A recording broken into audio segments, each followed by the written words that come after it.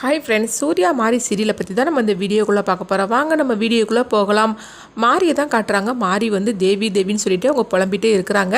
அப்போ பக்கத்தில் இருக்கிற பார்வதி பார்த்து அவங்க அழுதுகிட்டே இருக்கிறாங்க. மாரிக்கு இப்படி ஒரு நிலைமை வந்துருச்சு, நான் என்ன பண்ணுறதுக்கோ தெரியல. மாரியை காப்பாற்றணும்னா குழந்தை வந்தால் மட்டும்தான் முடியும், என்ன நடக்க போதோ தெரியலன்னு சொல்லிட்டு அவங்க அழுதுகிட்டே இருக்கிறாங்க.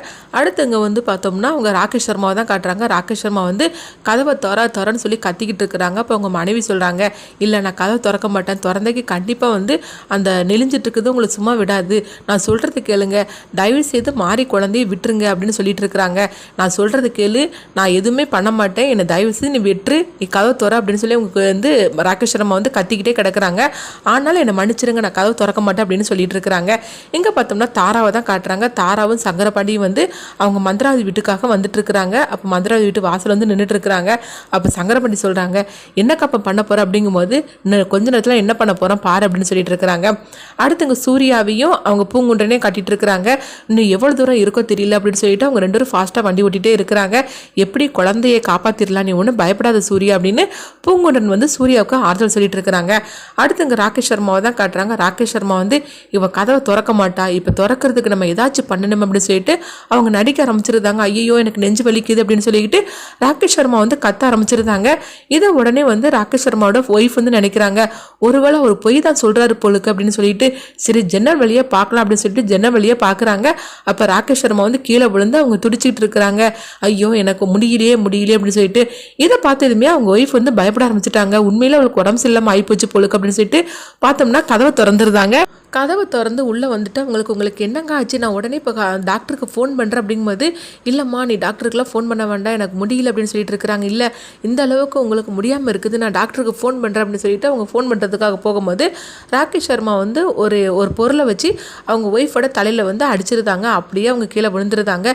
விழுந்ததுமே என்னையாடி நீ இந்த மாதிரிக்கு பண்ணிட்டு இருக்கிற அப்படின்னு சொல்லிட்டு குழந்தைய அவங்க வந்து தூக்கிட்டு போகிறாங்க. அப்போ வந்து ராகேஷ் சர்மாவோட ஒய்ஃப் வந்து எவ்வளோ தடுக்கிறாங்க, என்னங்க நான் சொல்கிறது கேளுங்க, அந்த குழந்தைய விட்டுருங்க, நான் சொல்கிறது கேளுங்கன்னு எவ்வளோ கெஞ்சிட்டு இருக்கிறாங்க. ஆனாலும் வந்து அவங்க வந்து ராகேஷ் சர்மா அந்த குழந்தைய விடுற மாதிரிக்கு தெரியல.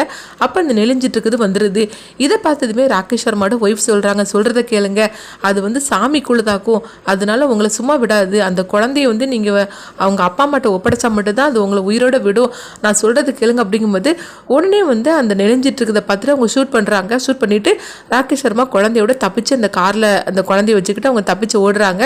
இதை பார்த்துட்டு ராகேஷ் சர்மா ஒய்ஃப் வந்து அதிர்ச்சி அடைகிறாங்க.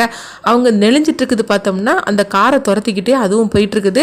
அப்போ கொஞ்ச நேரத்தில் பூங்குன்றனும் அவங்க சூர்யா வந்துருந்தாங்க.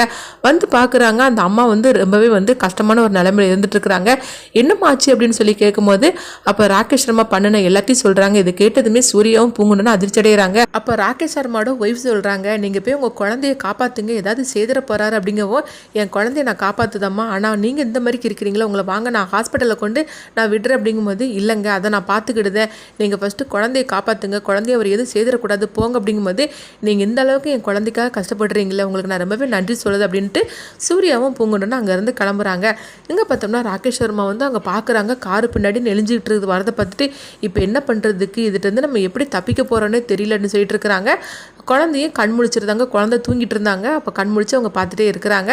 அப்போ தாரா வந்து ராகேஷ் சர்மாவுக்கு ஃபோன் பண்ணுறாங்க, என்ன சர்மா எங்கே இருக்கிறீங்க அப்படிங்கும்போது, நான் அந்த நெளிஞ்சிக்கிட்டு இருக்கிறது வந்து தப்பிச்சு என் அந்த குழந்தைய தூக்கிட்டு நான் எங்கே போகிறதுன்னு தெரியாமல் நான் அங்கேயுமா தெரிஞ்சுக்கிட்டு இருக்கிறேன் காரில் அப்படிங்கிறாங்க.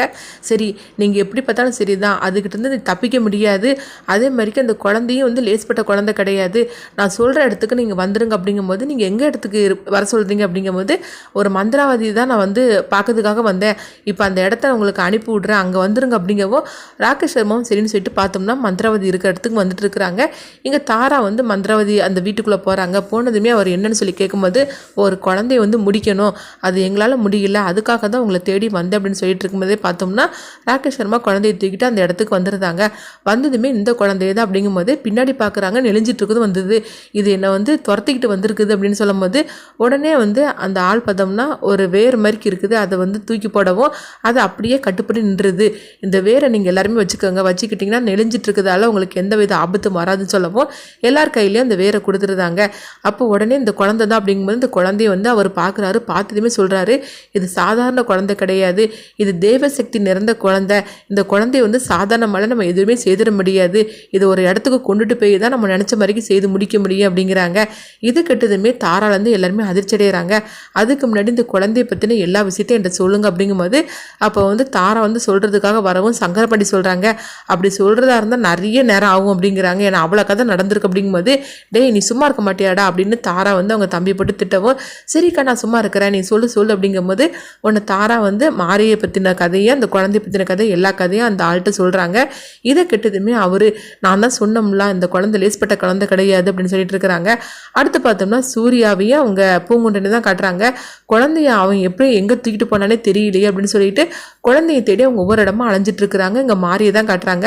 மாரி வந்து குழந்தை நினைப்பால தேவி தேவின்னு சொல்லி புலம்பிட்டே இருக்கிறாங்க. பார்வதி வந்து ரொம்பவே பயத்தோடு இருந்துட்டு இருக்கிறாங்க. மாரிக்கு எதுவும் நடந்துடக்கூடாது, குழந்தைய வந்து சூர்யா தூக்கிட்டு வரேன்னு சொன்னா, ஆனால் இவ்வளோ நேரம் ஆகினப்புறவும் குழந்தையும் கண்ணல சூர்யாவும் கண்ணல என்னாச்சோ தெரியல அப்படின்னு சொல்லிட்டு அவங்க ரொம்பவே பதட்டமாக இருந்துட்டு இருக்கிறாங்க. இந்த மாதிரி தான் இந்த எபிசோட் எடுத்துட்டு போகிறாங்க. அடுத்து என்ன நடக்கும்னு சொல்லி நம்மளும் வெயிட் பண்ணி பார்க்கலாம்.